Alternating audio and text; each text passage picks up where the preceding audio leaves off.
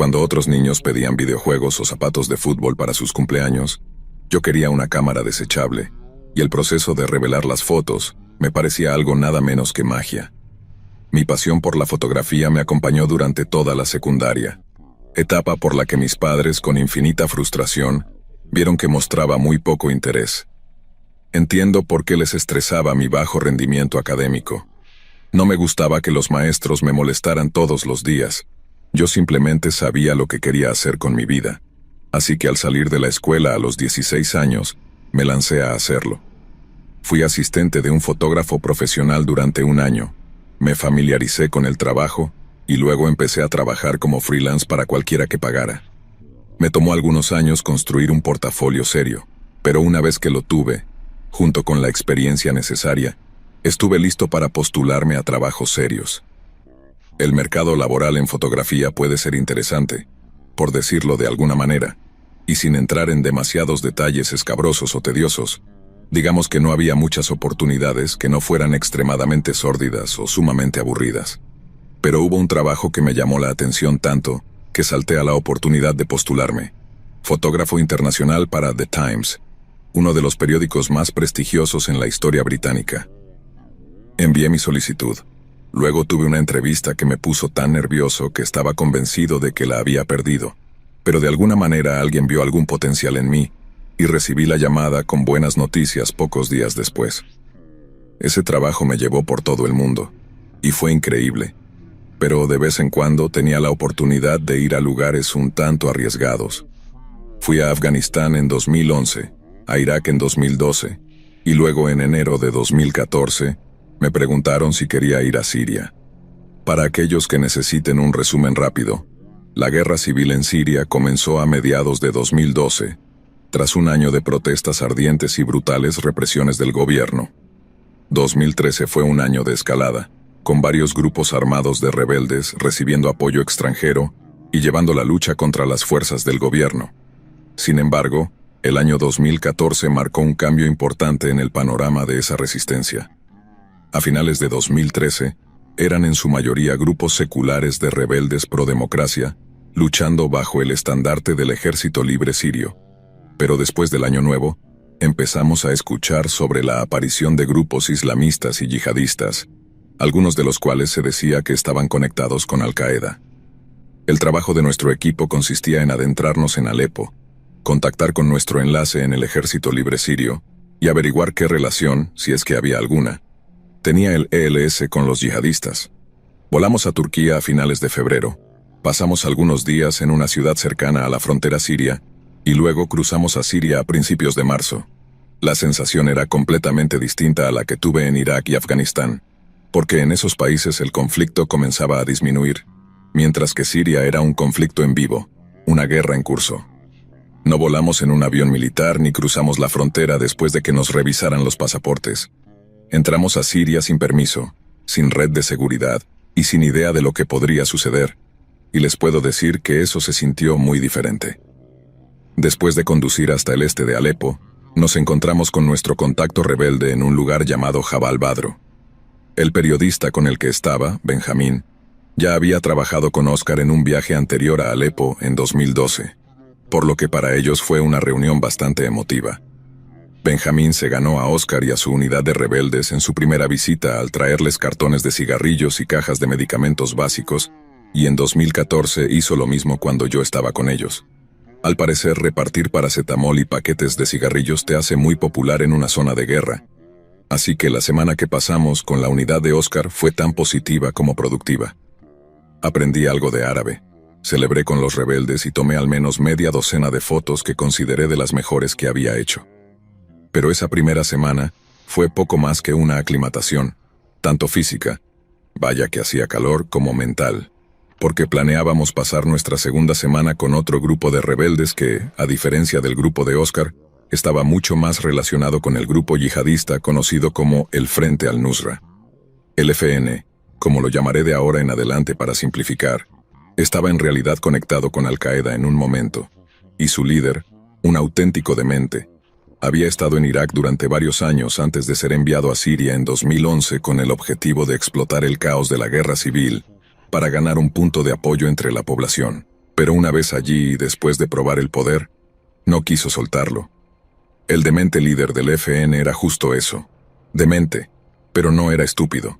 Sabían que secuestrar periodistas y decapitarlos daba una muy mala imagen, y que, si querían seguir recibiendo las armas que Estados Unidos y la Unión Europea estaban proporcionando a los grupos rebeldes más moderados, debían comportarse bien.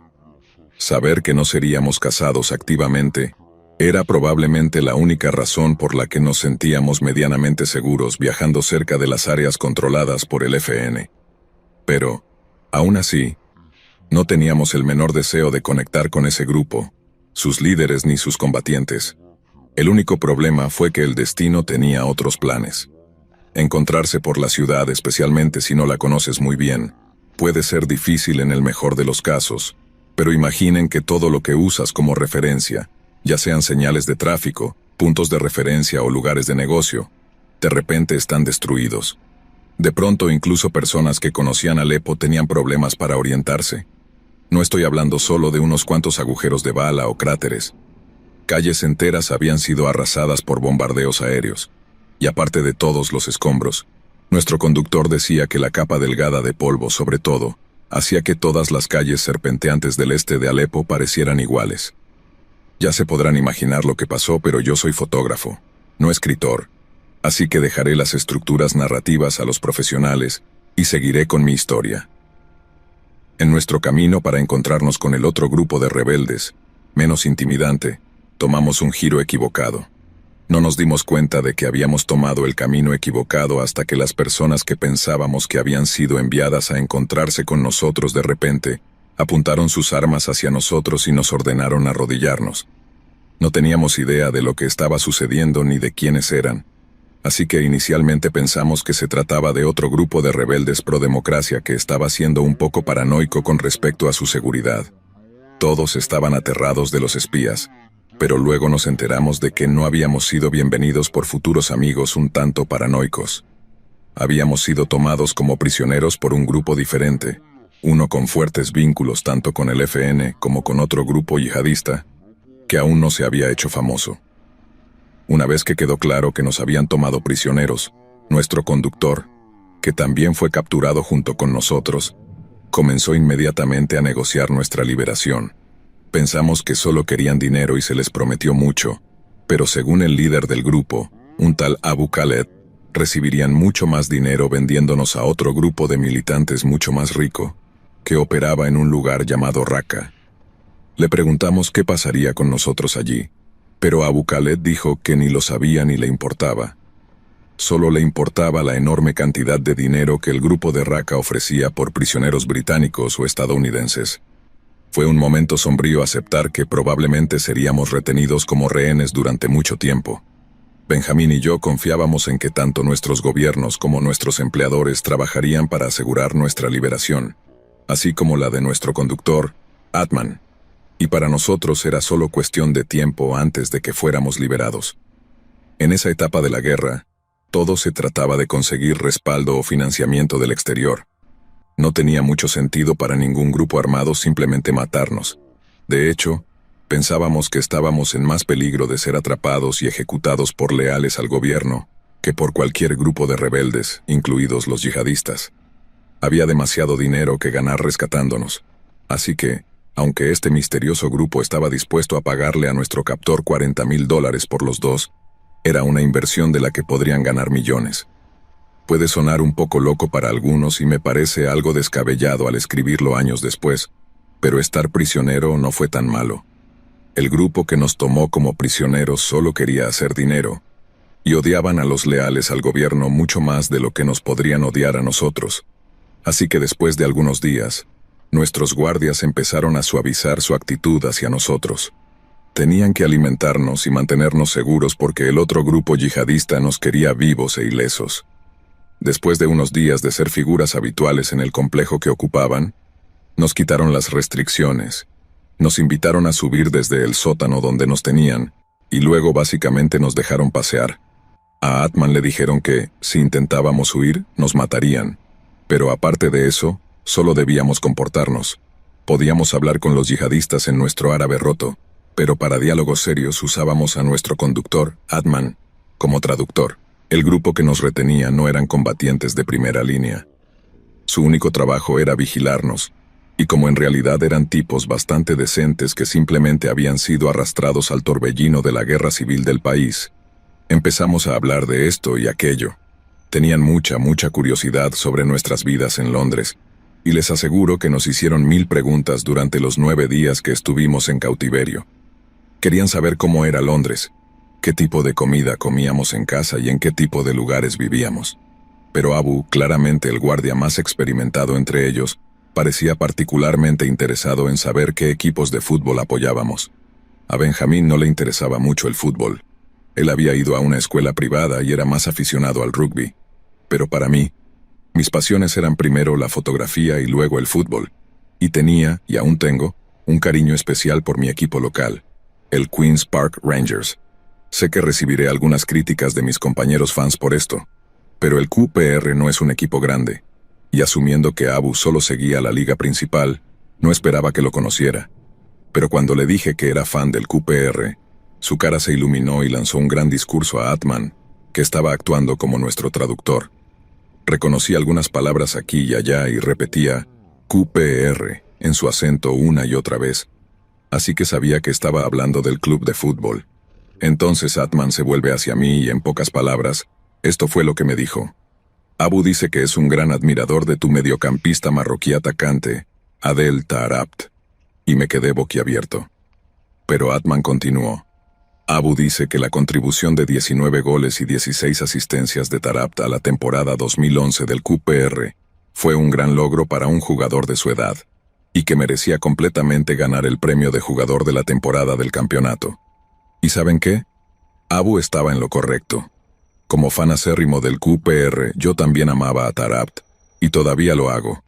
Fue absolutamente fenomenal durante esa temporada 2010, y celebré cada uno de esos 19 goles.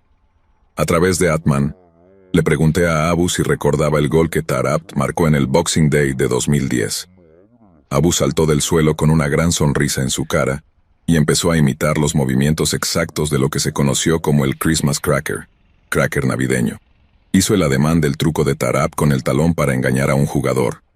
Luego imitó pasar el balón entre las piernas de otro jugador antes de actuar el tiro con el que ni siquiera los guantes del portero pudieron detener. Yo estaba eufórico, o diría que en un éxtasis, y le pregunté si Abu recordaba a Taarabt corriendo y abrazando a algunos fans del QPR al celebrar su gol. Cosas como esa eran lo que lo hacían tan popular. Él nos quería y nosotros lo queríamos, y ninguno tenía miedo de demostrarlo. Abu sí recordaba el abrazo, y entonces fue eso. Nos enfrascamos en una conversación de 2 horas sobre fútbol, con casi todos reunidos alrededor por el entretenimiento, y todo fue una locura.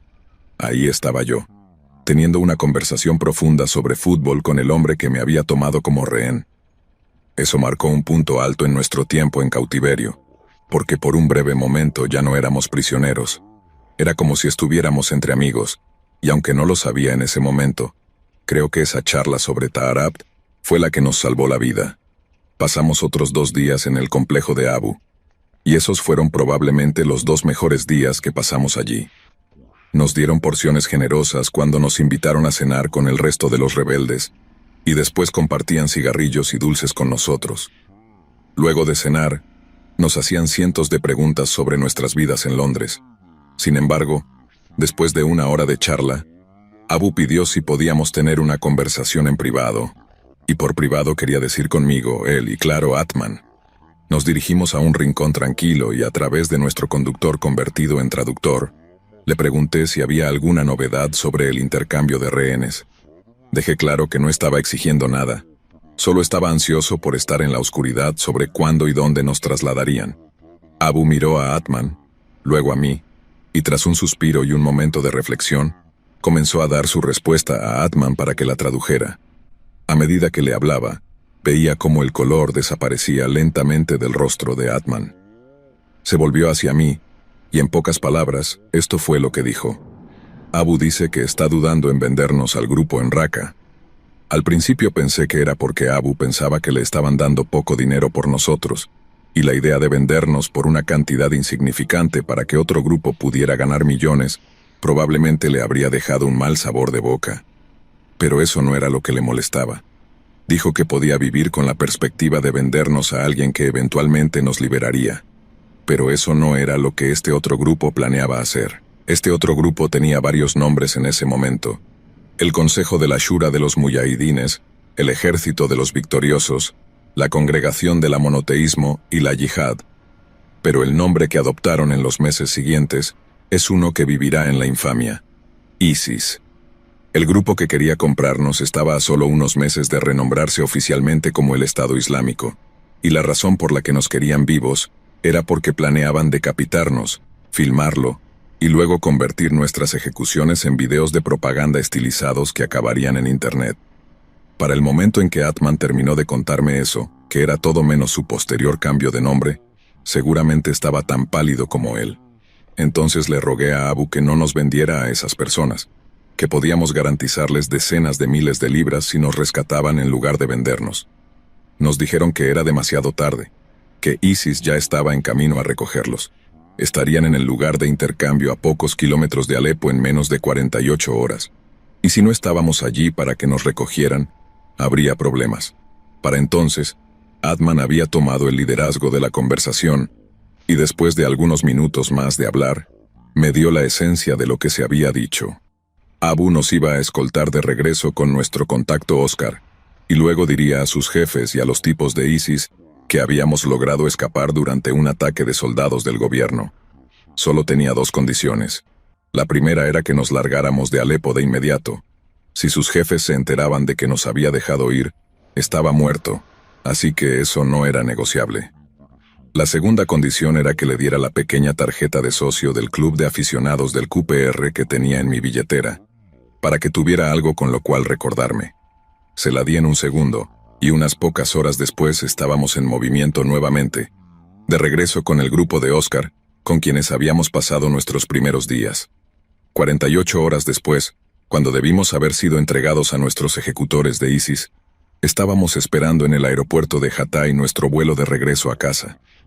Benjamín terminó escribiendo el reportaje que le habían pedido, y usó muchas de mis fotos también, pero no mencionó el secuestro en su historia, y las fotos que tomé de nuestros captores nunca han visto la luz del día.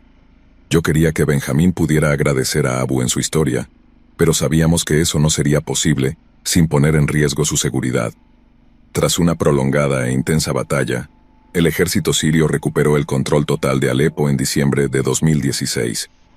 Los medios estatales sirios luego anunciaron que habían asegurado completamente la ciudad tras llegar a un acuerdo de evacuación para los últimos combatientes rebeldes y civiles, lo que significa que había una mínima posibilidad de que Abu lograra salir con vida. Sé que técnicamente no estaba en el lado correcto de ese conflicto, como dicen, pero si lo conocieran, creo que no podrían llamar a ningún grupo de ese conflicto los buenos, sin que se les atraganten esas palabras. No sé qué más hizo Abu durante la guerra, pero él nos salvó la vida, y por eso le estaré eternamente agradecido. A veces me pregunto si sigue vivo y si alguna vez logró salir de Siria, así que si llegas a escuchar esto, Abu, y estás en algún lugar cerca de Loftus Road, entonces contáctame para que podamos ir juntos a un partido y hablar sobre fútbol en paz, en vez de en guerra.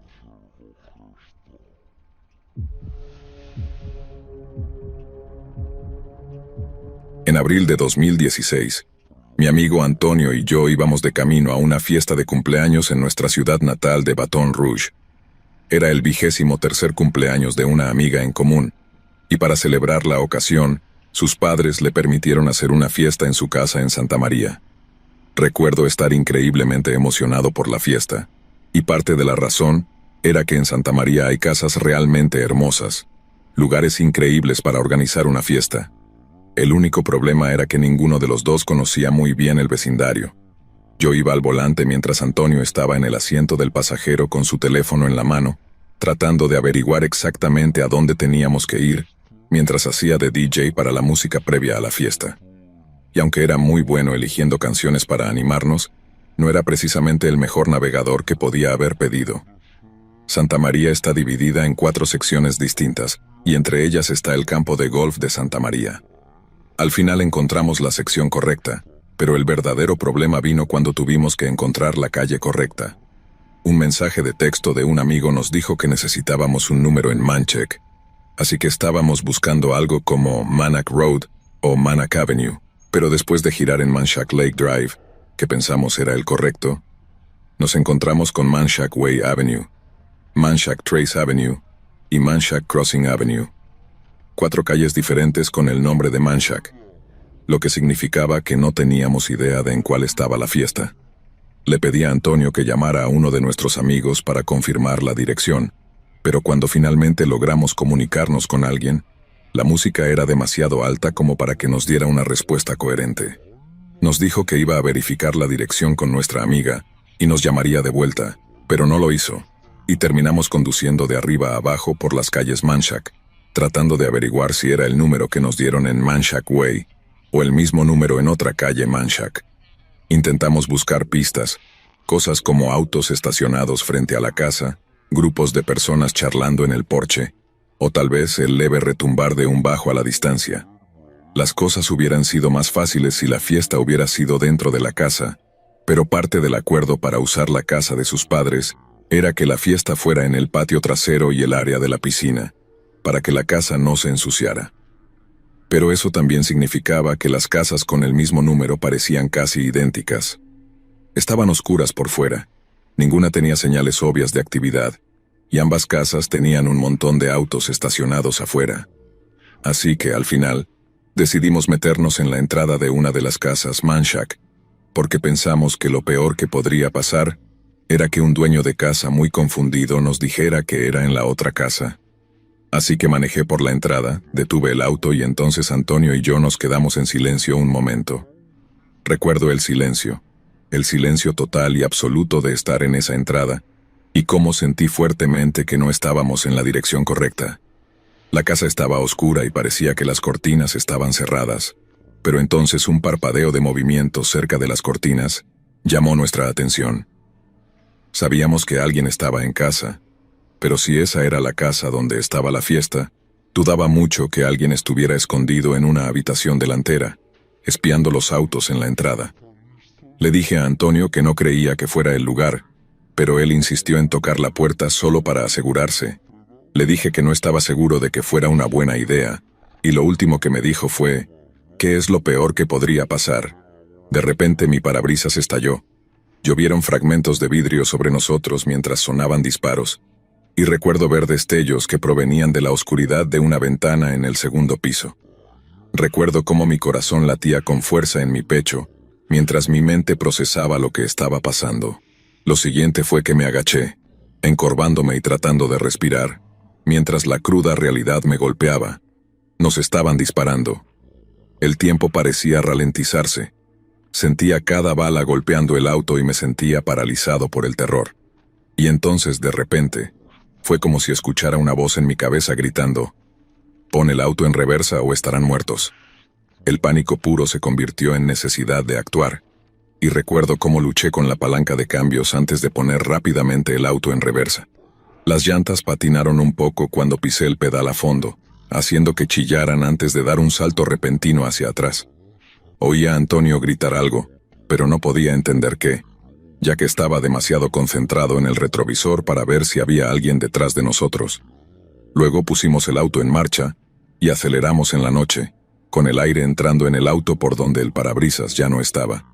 Recuerdo una mezcla de alivio y miedo mientras nos alejábamos de ese peligro, pero todavía estaba alterado por toda la adrenalina, y estaba a punto de gritar algo como, «Oh Dios mío, lo logramos», cuando noté que Antonio había sido herido. Empujé el motor del auto al máximo, manejando como un loco mientras el mundo afuera se volvía un borrón de luces de la calle y sombras. Y recuerdo mirar a Antonio y ver lo pálido que se veía y cuánto dolor parecía estar sufriendo. Y entonces el miedo a perderlo cayó sobre mí como una ola.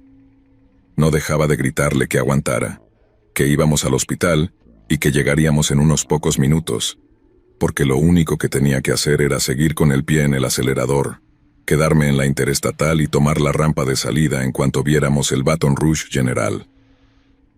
No tenía idea de cuántas veces le habían disparado a Antonio, y pensé que yo también podría haber sido alcanzado, pero simplemente no podía hacer nada al respecto, porque tenía que mantener los ojos en la carretera mientras zigzagueaba entre el tráfico. Y probablemente esa fue la peor parte de todo para mí personalmente, el pensar en que si me desmayaba al volante a esa velocidad, probablemente ambos estaríamos muertos.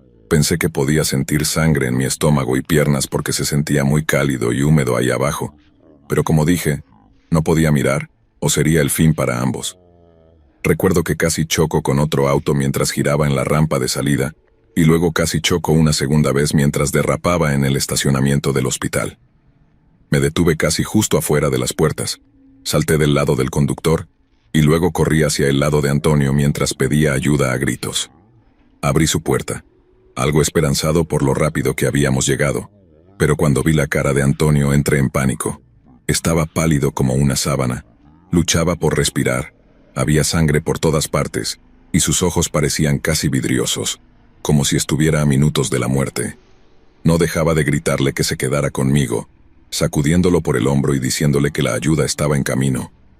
Entonces, de repente, un grupo de paramédicos llegó corriendo para sacar a Antonio del auto y llevarlo al hospital. Mientras llevaban a Antonio en una camilla, mencioné que pensaba que me habían disparado. ¿Recuerdan que les hablé de esa sensación cálida y húmeda en mis pantalones? Pues no era sangre, era orina. Mientras nos disparaban me oriné por completo, y lidié con la vergüenza de eso durante un tiempo hasta que finalmente lo acepté. Un infante de marina que sirvió en Afganistán me dijo que algunos de sus compañeros de escuadrón siempre sentían la necesidad de orinar cada vez que se metían en un tiroteo. Estarían acostados boca abajo, disparando contra los malos, y un compañero de escuadrón se daba la vuelta, sacaba su cosa y simplemente empezaba a orinar justo donde estaba. Este meón prefería mostrarle su maravilla de 5 centímetros al resto del escuadrón antes que mojar su ropa interior. El infante de marina me dijo que ni uno solo de ellos lo consideraba un cobarde. Conocí al tipo en una sesión de terapia de grupo tal vez 6 o 7 meses después de esa noche, y cuando mencioné lo de orinarme, él simplemente se rió. Al principio me ofendí un poco, y él me dijo que solo se reía de la idea de que yo me considerara un cobarde.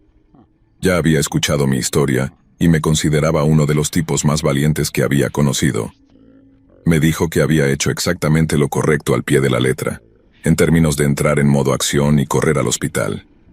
Tan solo haber dado marcha atrás en una entrada mientras nos disparaban le pareció impresionante, pero no haber chocado camino al hospital fue lo que lo hizo pensar que yo sería un buen Marine si alguna vez quisiera tomar ese camino en la vida. Logré mantenerme sereno y simplemente le dije, «Gracias, amigo, significa mucho». Pero cuando volví a mi auto, lloré como un bebé. Y quiero decir, lloré feo también, no como una lágrima discreta bajando por la mejilla como en una escena heroica de una película de acción. No, era todo un llanto. Eso no solo significó mucho, significó el mundo entero para mí. Y por primera vez desde que estuve en esa sala de espera del hospital, no me sentí como un completo pedazo de basura. Ah, y hablando de la sala de espera, creo que me desvié un poco por 1 minuto o 2. Déjenme volver a la historia. Estar sentado en esa sala de espera fue como estar en otra dimensión. El tiempo se ralentizaba, el lugar estaba lleno y nunca me sentí tan solo. Sentía que estaba atrapado entre querer escuchar alguna noticia sobre Antonio y al mismo tiempo temer lo que me pudieran decir. Era algo infernal, y lo digo en el sentido más literal. Si existe el infierno, probablemente se siente un poco como esa sala de espera en Baton Rouge, al menos antes de las partes con fuego. Mi mente no dejaba de repasar lo que había pasado en esa entrada, y revisar el teléfono se convirtió casi en un ritual, algo para distraer mis pensamientos mientras informaba a nuestros amigos sobre lo sucedido. Miraba cada vez que una enfermera entraba pensando que me traía noticias, solo para que no fuera así. Llamaban a alguien más o simplemente pasaban de largo. A veces sentía como si me viera a mí mismo en una pesadilla donde todo olía a antiséptico y las luces eran tan brillantes que sentía que me picaban los ojos. Después de lo que parecieron horas, un médico entró en la sala de espera y finalmente dijo mi nombre. Luego me llevó a una sección tranquila y me dio la noticia. Y cuando me dijo que Antonio estaba vivo y que eran optimistas sobre su recuperación, nunca había sentido tanto alivio en mi vida. Tuve que ponerme las manos en la cara porque pensé que iba a estallar en lágrimas. Después de calmarme, escuché mientras el doctor continuaba. Explicó que, Aunque una bala había entrado en el pecho de Antonio, no alcanzó su corazón ni ninguna de sus arterias principales. Sin embargo, la bala había colapsado un pulmón, lo cual explicaba por qué le costaba tanto respirar cuando llegamos al estacionamiento del hospital. Para arreglarlo, el doctor le hizo un procedimiento que consistía en insertar un tubo en el pecho de Antonio para reinflar su pulmón y permitirle expandirse correctamente. La bala también le había roto una costilla, lo cual sería muy doloroso, pero sanaría con el tiempo. La noticia más importante, sin embargo, era que Antonio estaba estabilizado y lo habían trasladado a la unidad de cuidados intensivos, donde manejarían su dolor y lo monitorearían. Aunque aún no estaba completamente fuera de peligro, el pronóstico era bueno, ya que era joven, estaba en buena forma y tenía salud. Podía irme a casa a descansar o quedarme en el hospital y podría verlo en unas horas. Todavía tenía vidrios y sangre por todo el cuerpo, así que le dije al doctor que regresaría en unas horas después de una ducha y un cambio de ropa. En casa, hablé con varios amigos que habían estado en la fiesta, como amigos en común de Antonio y mío, y acordamos que recogería a algunos de ellos camino al hospital. Tuvimos que esperar casi una hora antes de que nos dejaran entrar, pero cuando lo hicieron, fuimos en dos grupos a verlo, uno de 2 personas y otro de 3. Entré con nuestra amiga Sharon y caminar por el pasillo hasta su habitación en la UCI fue como la caminata más larga de nuestras vidas. Recuerdo llegar a la puerta y prepararme para lo que estaba a punto de ver. Sabía que probablemente iba a estar bien, pero aún así fue aterrador acercarse a esa puerta. Y cuando entré en la habitación de Antonio, sentí una mezcla enorme de emociones. Estaba más aliviado de lo que había estado en toda mi vida al ver a Antonio vivo, pero apenas se veía mejor que cuando lo llevé al hospital. Fue realmente impactante verlo en una posición tan vulnerable, pero lo que más me impactó fue lo feliz que estaba Antonio de vernos.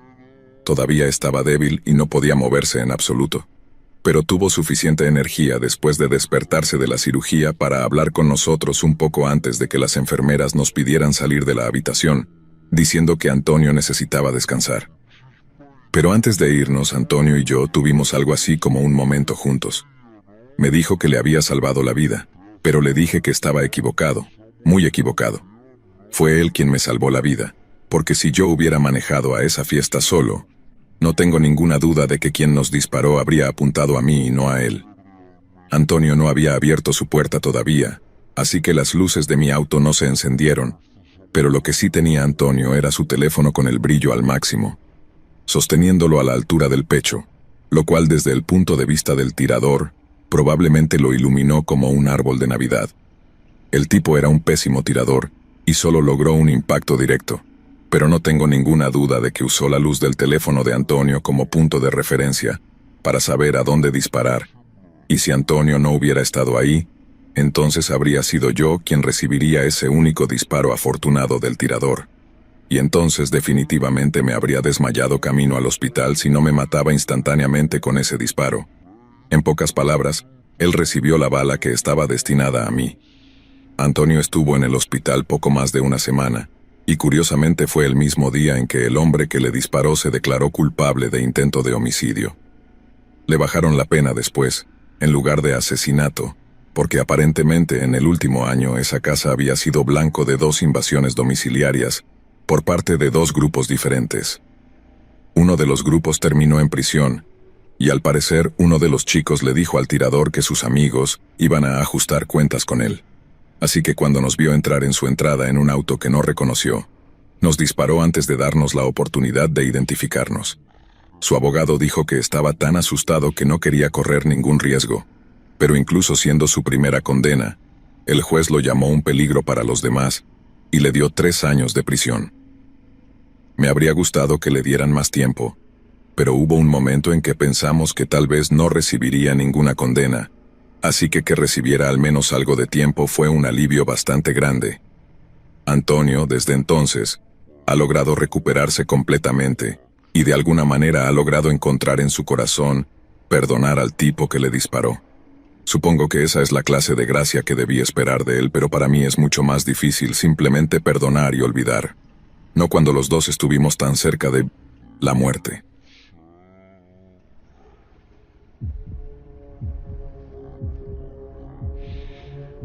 Para nuestro segundo aniversario, mi novio y yo organizamos una estadía de fin de semana en una cabaña de lujo. Llevábamos unos meses frecuentando la misma cafetería cuando, accidentalmente, derramé todo su latte helado sobre él como una total torpe. Rob fue increíblemente amable al respecto, y la próxima vez que me lo encontré, le ofrecí pagar su cuenta de la tintorería. Él me dijo que prefería que le pagara invitándolo a cenar, y como claramente había algo de química entre nosotros, acepté. Ahora, unos 2 años y medio después, volamos a Nashville para pasar unos días con los padres de Rob, antes de dirigirnos a las colinas del condado de Monroe, cerca de la frontera con Carolina del Norte. Cuando sugirió la idea durante una cena, en un principio me negué. Rob y su familia aman todo lo relacionado con la naturaleza, y son fanáticos intensos. Al principio temía que su cabaña fuera una pequeña choza de caza, y que las cenas fueran carne de venado cruda todas las noches. Pero Rob me aseguró que no sería así. Aún dudosa, me mostró el sitio web. La cabaña que eligió se veía increíble. Estaba en una ladera con una gran terraza con vistas espectaculares. Había un fogón y una bañera de hidromasaje para relajarse bajo las estrellas, y eso solo era en el exterior. El interior tenía un diseño de planta abierta con techos altos de vigas de madera expuestas. También había sofás de cuero, electrodomésticos de última generación, y una cocina completa con fregadero de granja y un rincón de desayuno. Pero creo que lo que realmente me atrapó fue la antigua chimenea de piedra, porque podía imaginarme a mí y a Rob acurrucándonos juntos frente a ella después de una larga caminata por el bosque. Y todo eso después de una ducha en pareja en el baño que, no bromeo, tenía suelo con calefacción. Jamás había estado en un hotel tan lujoso, y mucho menos en una cabaña en el medio de la nada. Después de ver el sitio web de la cabaña, pasé de estar súper escéptica a súper emocionada. Nos quedamos 4 días con los padres de Rob, que son las personas más amables del mundo, y el viernes por la mañana cargamos el auto de alquiler con nuestras cosas y nos dirigimos hacia un lugar llamado Coker Creek. Todo iba bien, e incluso paramos en Chattanooga a comer porque íbamos adelantados en el horario. Pero cuando pasamos Coker Creek y tomamos los caminos secundarios para localizar nuestra cabaña, nuestro progreso disminuyó dramáticamente. Esto fue a finales de los 2000, así que, aunque teníamos un modelo temprano de GPS en el auto de alquiler, era tan útil como un martillo de cristal en esas colinas boscosas. Teníamos una hoja de instrucciones impresas y un mapa de papel, pero nos dimos cuenta de que las instrucciones no servían cuando llegamos a nuestro primer callejón sin salida, sin rastro de la cabaña de lujo a la vista. Para no alargar la historia, intentamos el camino unas 4 veces, pero cada vez que nos internábamos en el bosque, nos desorientábamos tanto que terminábamos dando vueltas en círculos antes de encontrar el camino de regreso a la carretera. Luego lo intentábamos de nuevo, cada vez más frustrados, hasta que finalmente llegamos a un camino que tenía una casa al final, en lugar de otro callejón sin salida. Fue idea de Rob parar y pedir direcciones. La casa se veía vieja, realmente vieja, así que pensamos que cualquiera dentro debía haber vivido en el área por un buen tiempo, y probablemente sabría dónde estaba la cabaña que buscábamos. Era una casa pequeña de una sola planta con pintura descolorida y descascarada, que, probablemente, alguna vez fue blanca, pero se había desgastado hasta revelar trozos de madera podrida. Faltaban secciones de tejas en el techo, lo que hacía que se hundiera en algunos lugares, mientras parches de musgo cubrían amplias áreas. Al salir del auto y caminar hacia el porche, vimos que apenas se mantenía en pie. Había huecos en las tablas del suelo y las barandas estaban astilladas. Recuerdo que cuando Rob puso su bota en el primer escalón, todo crujió tan fuerte que podría haber servido como timbre. En cuanto las escaleras del porche empezaron a crujir, escuchamos movimiento dentro de la casa. Todas las ventanas estaban cubiertas con cortinas, tela o periódicos, así que, aunque no podíamos ver dentro de la casa, sabíamos que alguien estaba en casa. Rob tocó la puerta esperando que alguien respondiera de inmediato, ya que estábamos 99% seguros de que había alguien justo al otro lado, pero tomó un buen rato hasta que la persona reconoció nuestra presencia. Solo entonces se abrió la puerta, apenas una rendija, y apareció una mujer de unos 50 años en la abertura. Era bajita, tenía un acento muy marcado y no parecía remotamente feliz de vernos. Cuando abrió y nos preguntó qué queríamos, Rob repitió que esperábamos obtener algunas direcciones, pero la mujer nos dijo que no podía ayudarnos. Su esposo estaba haciendo mandados, y él conocía infinitamente mejor la zona, así que podíamos regresar al auto y probar suerte con el laberinto de caminos nuevamente, o esperar pacientemente en el porche, y esperar que su esposo regresara antes del anochecer. La señora dijo que no le importaba que esperáramos, y que lamentaba no poder ayudarnos más. Así que le agradecimos y tomamos asiento en un viejo columpio del porche después de quitarle bien el polvo. Esperamos cerca de 1 hora, matando el tiempo recordando los 2 años que llevábamos juntos, una forma de mantenernos positivos. No parecía tener sentido preocuparnos o quejarnos, pues estábamos seguros de que encontraríamos la cabaña en algún momento. En un punto hice un comentario algo brusco sobre cómo llevábamos como media hora en el porche de esta señora, y no nos había invitado a pasar. Vaya hospitalidad sureña, dije, y honestamente, lo dije más bien en broma. Rob se bajó del porche, miró la casa y dijo algo como, supongo que valoran mucho su privacidad, y luego me hizo una seña para que viera algo. Todas las ventanas de la planta baja y las 5 del piso superior estaban cubiertas ya sea con cortinas grises, sábanas de lona, o simplemente periódico. Y al observarlo la casa empezó a darme muy mala espina. Pero también sabía exactamente lo que Rob diría si expresara mis pensamientos. Diría que simplemente eran personas pobres, sencillas, que valoraban su privacidad y soledad. Claro, era un mundo muy distinto a Manhattan, pero esta gente probablemente nos ayudaría si con eso recuperaban su privacidad. Así que guardé silencio. Sabía que Rob estaba pensando al menos un poco lo que yo pensaba. Pero era eso o arriesgarnos a perdernos otra vez en esos caminos, y no poder encontrar el camino de regreso para pedir esas direcciones, así que decidimos quedarnos. Después de menos de 1 hora de caminar de un lado a otro y comer algunos bocadillos del auto, escuchamos el sonido de un vehículo acercándose por el camino detrás de nosotros. Estábamos sentados en el columpio del porche cuando lo oímos, y el sonido nos levantó el ánimo enormemente. Si alguien sabía dónde estaba nuestra cabaña de lujo sería este tipo en su camioneta, un viejo habitante de los Apalaches que probablemente había vivido aquí mucho antes de que construyeran nuestra cabaña. Nos quedamos sentados hasta que vimos la camioneta venir por el camino, y entonces Rob se levantó y dijo algo como, «Es mejor que me haga notar. Seguro se estará preguntando de quién es ese auto», refiriéndose a nuestro coche de alquiler. Bajó del porche y comenzó a saludar con las manos a la camioneta que se acercaba, señalando y haciendo gestos como diciendo, «Es nuestro y venimos en son de paz». La camioneta se detuvo justo antes de llegar al auto de alquiler, mientras Rob se acercaba. El hombre mayor abrió la puerta y salió de su camioneta. Llevaba una camisa de mezclilla, chaqueta de lona, jeans, botas y una gorra con algún tipo de logotipo, y parecía escuchar atentamente a Rob mientras le hablaba. Recuerdo sobresaltarme con el repentino sonido de la voz de la señora a mi derecha, y dijo, «Mi esposo está en casa», con una sonrisa amplia y perturbadora. Recuerdo mirarla un momento pensando, ¿qué estará tramando? Y cuando giré para mirar a Rob lo vi retrocediendo de repente. Levantó los brazos y empezó a gritar, «No, no, no», y luego el hombre apuntó con una pistola y le disparó. No tuve tiempo de reaccionar porque, justo cuando Rob cayó, escuché un chillido a mi derecha. La mujer había salido de su puerta con un hacha en la mano y venía corriendo hacia mí. Corrí en la dirección opuesta, salté del porche y giré alrededor de la casa. Todo el tiempo pensaba en el tipo con el arma y en cómo necesitaba poner objetos sólidos entre nosotros para evitar que me disparara, y eso hice. Su esposa realmente no representaba una amenaza para mí, y hoy en día me arranca una media sonrisa pensar en lo ridículo que fue verla tropezar al seguirme y caer en la tierra con un quejido muy patético. Pero me tomó mucho tiempo poder pensar en eso de esa manera. Sabía que el tipo vendría a por mí. Acababa de dispararle a mi novio de 2 años frente a mí, así que no había forma de que tuviera intención de dejarme escapar. Pero lo que me hacía sentir que podía correr días enteros era pensar en lo que me haría si me atrapaba. Mi hermana es algo así como una aficionada del crimen verdadero, completamente enganchada a canales como AIE e Investigation Discovery.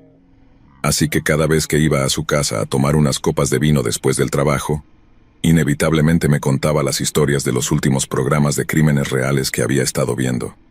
No entraré en demasiados detalles espeluznantes, pero una de las cosas que realmente me aterrorizó fue cuando mi hermana me dijo algo como: primero matan al chico que va contigo para poder tomarse su tiempo contigo. Y eso era lo único que me pasaba por la mente mientras corría entre los árboles, lejos de la casa, lejos del auto de alquiler y lejos de Rob. Corrí y corrí y seguí corriendo. Corrí hasta que mis pulmones dolieron, hasta sentir mi pulso retumbando en mi cabeza, hasta que mis muslos ardían por el esfuerzo aterrador e irracional de correr para salvar mi vida. Corrí mucho más de lo necesario, mucho más, imaginando que un francotirador exmarín podría dispararme entre los árboles a distancias que yo asumía seguras. Corrí hasta que sentí que estaba a punto de desmayarme, y cuando paré, vomité toda el agua y los bocadillos que Rob y yo habíamos compartido en nuestra última comida juntos, sin saberlo. Creo que corrí cerca de 1,5 kilómetros antes de llegar a una carretera, y después de caminar por ahí un rato, vi una torre de vigilancia de incendios, que resultó estar vacía. Después de eso debí vagar por las colinas y los bosques al menos 4 o 5 horas antes de llegar a algún signo de civilización. Es extraño pensarlo ahora. Estaba tan exhausta y la situación era tan surrealista, que debí parecer inusualmente tranquila a las personas cuya puerta terminé tocando. Recuerdo pedirles amablemente si podría usar su teléfono, porque mi esposo acababa de ser disparado. Pensaron que hablaba de algún tipo de accidente de casa o algo así, pero cuando les dije que había sido un asesinato, naturalmente se alarmaron mucho. Me preguntaron dónde ocurrió y si el tirador estaba en camino, pero les dije que había estado caminando kilómetros y no tenía idea de cómo regresar a la casa por carretera. Creo que si hubiera sabido que Rob aún podía estar vivo, habría estado mucho más frenética en mi búsqueda. Tal vez hubiera querido regresar, manteniendo la esperanza de que todavía se pudiera salvar. Pero yo no tenía esperanza. Vi dónde le dispararon. Vi cómo cayó. Ese hombre quería que estuviera muerto.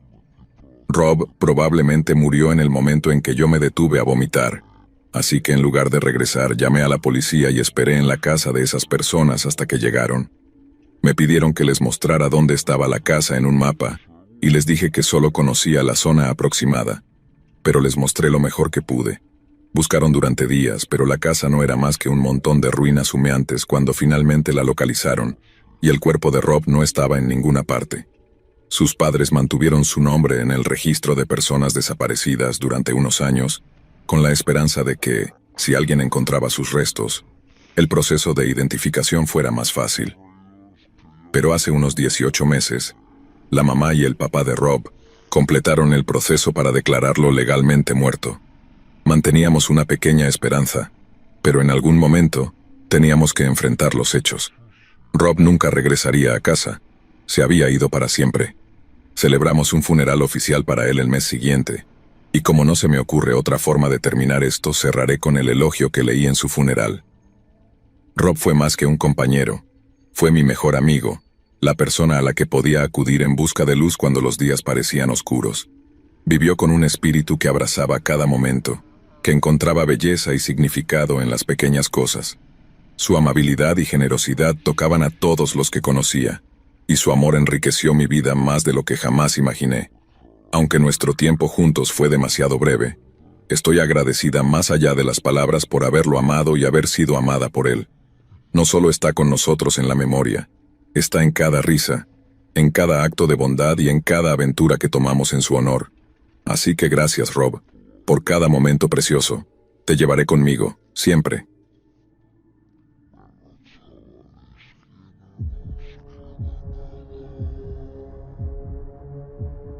Esta es la historia más rara y perturbadora que me ocurrió de niña. Aunque han pasado años desde aquel día, me sigo estremeciendo cuando lo recuerdo. De hecho, no se lo he contado a casi nadie. Y no porque haya algo paranormal o siniestro en el sentido clásico, sino porque a veces es difícil poner en palabras lo que realmente pasó. Hay momentos en la vida que parecen tan inverosímiles que nos llevan a dudar de nuestra propia memoria, como si el cerebro se esforzara por darle algún sentido a lo que vivimos. Pero esto sucedió. Y aunque nunca volví a cruzarme con esas personas, el miedo de pensar en lo que podrían haber hecho no me deja en paz. Aquel día, mis padres me dejaron a cargo de mis abuelos.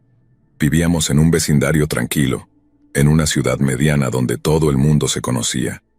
Pasaba mucho tiempo en casa de mis abuelos.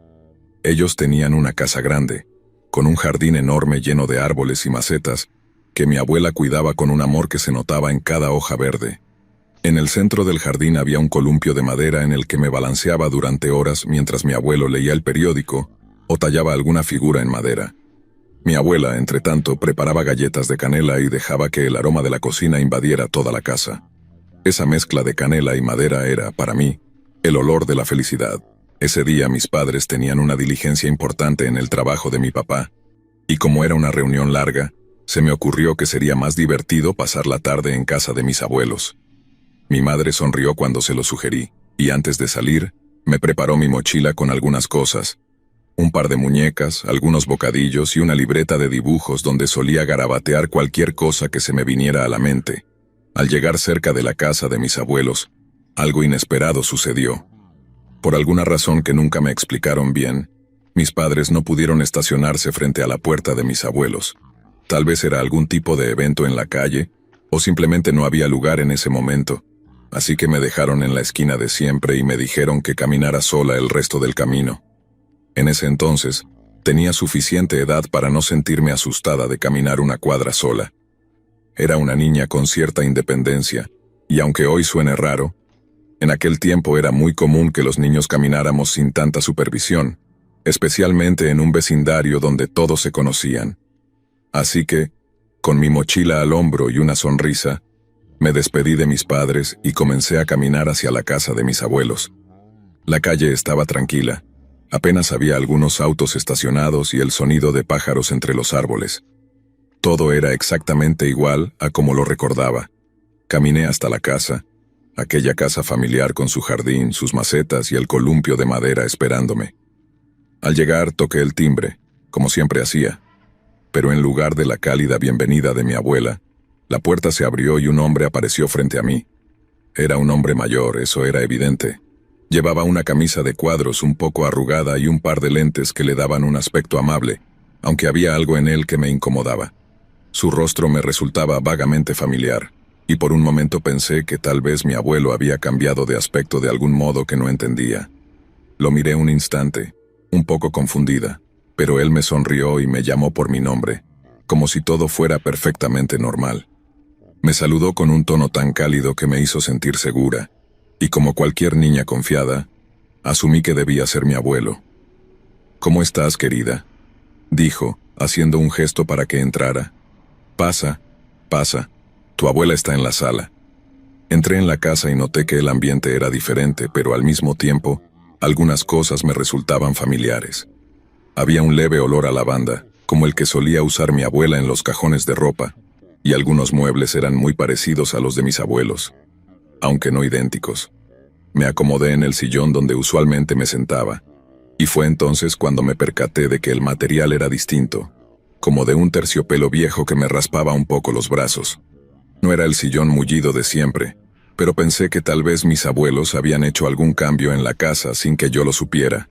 Me puse a jugar con mis muñecas mientras el hombre, a quien seguía pensando que era mi abuelo, me preguntaba sobre la escuela, mis amigos y mis clases favoritas.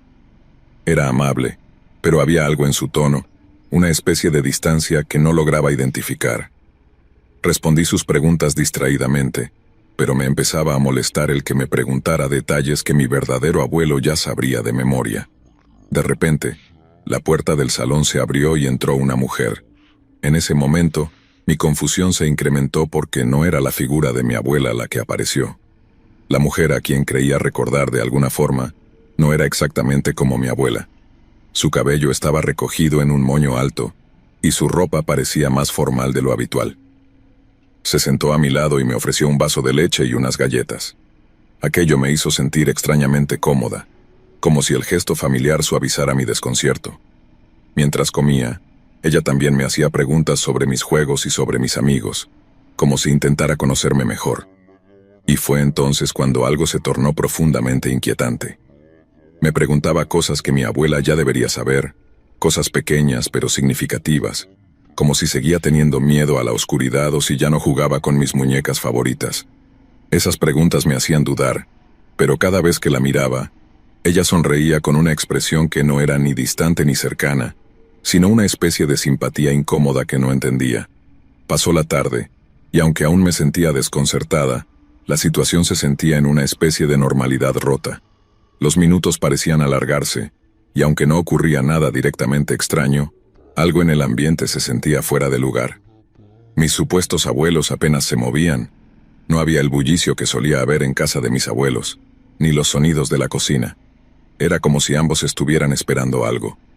Alrededor de las 5, ya el sol empezaba a bajar, y sentí que el momento en el que mis papás pasarían a recogerme estaba cerca. De repente decidí preguntar: ¿mis papás ya vienen? El hombre y la mujer intercambiaron una mirada fugaz, una especie de complicidad que en retrospectiva me parece espeluznante. El hombre se aclaró la garganta y me dijo: seguro que están en camino, pero si quieres puedes quedarte a dormir esta noche. A tu abuela le encantaría que te quedaras. Aquellas palabras me hicieron detenerme. Claro que me había quedado antes en casa de mis abuelos, pero la manera en que me lo dijo era inquietante, como si estuviera esperando una reacción específica de mí, como si intentara convencerme de algo. Le dije que prefería esperar a mis papás, que no quería quedarme. Y por un instante, vi un cambio en su expresión, una especie de sombra que cruzó por sus ojos. La mujer, en vez de insistir, me miró fijamente, con una sonrisa tensa, y luego cambió de tema tratando de distraerme de la situación. Para entonces, empezaba a sentirme incómoda de verdad, y aunque aún no sabía por qué, mi intuición me decía que algo estaba mal. Me aferré a mi mochila, jugueteando con la hebilla como hacía cuando estaba nerviosa, y fue entonces cuando noté algo extraño. El anillo de la mujer no era el que mi abuela usaba siempre. Mi abuela tenía un anillo de oro, sencillo pero elegante, que siempre llevaba en su dedo anular. Esta mujer, sin embargo, llevaba una sortija grande, con una piedra roja que nunca había visto antes. Fue un detalle que apenas noté, pero lo suficiente para encender una alarma en mi mente. Sin embargo, apenas tenía tiempo de procesar esa información cuando escuché el timbre de la puerta. El sonido me sacudió como una señal de alarma. La mujer de pie fue a abrir la puerta, y cuando lo hizo vi a mis verdaderos abuelos en la entrada. Detrás de ellos estaban mis padres, con expresiones de evidente preocupación. La mujer y el hombre, quienes hasta entonces se habían hecho pasar por mis abuelos, se miraron entre sí como si hubieran sido sorprendidos, pero en cuestión de segundos, ambos asumieron una actitud completamente distinta. La mujer se acercó a mi madre y le dijo, con una sonrisa y tono de voz calmado, que yo había aparecido sola en la calle, que ellos me habían encontrado perdida y no sabían a quién contactar, así que habían decidido cuidarme en su casa hasta que mi familia apareciera. Recuerdo cada detalle de esa escena con una claridad perturbadora, como si se hubiera quedado grabada en mi mente con una intensidad que nunca ha desaparecido. La mujer, con esa misma sonrisa inalterable, explicó con calma cómo me habían encontrado sola, y que simplemente habían hecho lo que cualquier buena persona haría: abrirme la puerta y cuidarme hasta que llegara alguien. Al escuchar sus palabras, una sensación de desconcierto y traición se extendió por mi pecho, como una sombra oscura y fría. Sabía que lo que ella decía no era cierto. No me habían encontrado en la calle, y no habían sido amables vecinos que intentaron ayudarme. Ellos me habían dejado pasar sin una sola pregunta, y me habían hecho sentir como si estuviera en la casa de mis propios abuelos. Mis verdaderos abuelos intercambiaron una mirada rápida y preocupada con mis padres, y aunque mi madre trató de disimular su incomodidad, sus labios tensos y sus ojos inquietos delataban sus pensamientos. Mi padre, siempre tan calmado, dio un paso adelante y agradeció cortésmente a la pareja por haber cuidado de mí, pero con un tono en su voz que no dejaba lugar a dudas sobre su desconfianza. Había algo en la actitud de esa pareja, en la forma en que el hombre apenas me miraba mientras hablaba con mis padres, que sugería una inquietud latente. Yo no entendía del todo, pero había una tensión invisible en el aire, una especie de energía contenida que hacía que todos fuéramos extremadamente cuidadosos con lo que decíamos. Cuando nos dirigíamos al auto, eché un último vistazo a la pareja desde la distancia. Ambos estaban en la puerta observando cómo nos alejábamos. La mujer aún mantenía esa sonrisa, pero ahora parecía algo tensa, como si supiera que su actuación había terminado y que ya no había motivo para sostenerla. El hombre, por su parte, tenía los brazos cruzados y su mirada era dura, fija en el auto mientras nos alejábamos. En ese momento, sentí un miedo tan visceral que fue imposible no girar la cabeza y esconderme en el asiento trasero.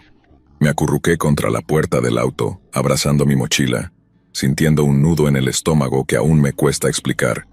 Durante el trayecto de vuelta, mis padres estaban silenciosos, y aunque mis abuelos intentaban hacerme preguntas casuales para asegurarse de que estuviera bien, había una tensión evidente en sus palabras. Finalmente mi madre se volvió hacia mí. Me acarició el hombro y me preguntó en voz baja: ¿Estás bien, mi amor? ¿Te trataron bien esas personas? Sí, creo que sí, respondí, pero la duda en mi propia voz dejó claro que no estaba del todo segura de mis propias palabras. ¿Sabes por qué te llevaron a su casa?, preguntó mi abuelo desde el asiento del copiloto, sin volverse a mirarme, como si temiera escuchar la respuesta. Apreté mis labios, pensando en cómo responder. Algo en mi interior me decía que no debía hablar mucho de lo que había pasado, que había algo casi prohibido en lo que aquellos extraños habían hecho al hacerse pasar por mis abuelos. En mi mente infantil, todo era confuso. ¿Por qué habían mentido? ¿Por qué me habían hecho creer que eran mis abuelos? ¿Y por qué, a pesar de que no habían hecho nada directamente malo, el recuerdo de aquella mujer y de ese hombre me causaba un pavor tan profundo? Ellos decían que eran ustedes, murmuré finalmente, sintiendo una mezcla de vergüenza y miedo. Mis palabras parecieron hacer eco en el silencio del auto, como si nadie estuviera seguro de cómo responder. Mi madre y mi abuela intercambiaron una mirada rápida, y pude ver un destello de angustia en sus ojos. Mi padre apretó las manos en el volante, manteniendo su vista fija en la carretera, pero su mandíbula estaba tensa, como si intentara controlar una emoción que nunca había visto en él. Durante los días que siguieron no hablamos mucho sobre lo ocurrido. Cada vez que mis padres o mis abuelos intentaban tocar el tema, yo me cerraba, respondiendo con monosílabos o simplemente cambiando de conversación. Tenía miedo de que, si hablaba demasiado de aquel día, el recuerdo volviera a cobrar vida, como si al recordar aquellos detalles estuviera invocando algo que debía permanecer enterrado. Mis padres, aunque preocupados, respetaron mi silencio, aunque no fue hasta mucho después que comprendí que, en realidad, ellos también tenían miedo de saber más. Quizá temían que, si investigaban demasiado, se darían cuenta de que el peligro era mucho más real y cercano de lo que parecían dispuestos a aceptar. Los años pasaron, y con el tiempo dejé de pensar en aquel día, o al menos eso intentaba hacer. La idea de aquella pareja fingiendo ser mis abuelos se fue diluyendo en mi mente, como un sueño extraño o un recuerdo lejano que al crecer dejé de analizar. A veces pensaba que tal vez todo había sido una gran confusión, que quizá ellos realmente habían intentado ayudarme y que en mi mente infantil había malinterpretado sus intenciones. Pero entonces un día, cuando ya era adolescente, mi madre y yo tuvimos una conversación que volvió a abrir esa vieja herida. Era una tarde de verano, y estábamos guardando algunos trastos viejos en el sótano cuando, de repente, encontré la mochila que llevaba ese día. En algún rincón oscuro de mi memoria, aún recordaba cómo había guardado esas muñecas y mi libreta de dibujos en ella antes de salir. Al verla, una sensación de incomodidad se apoderó de mí, y sin quererlo murmuré: ¿te acuerdas de aquel día en que me dejaron con esos extraños? Mi madre, quien estaba de pie a unos pasos, se detuvo en seco.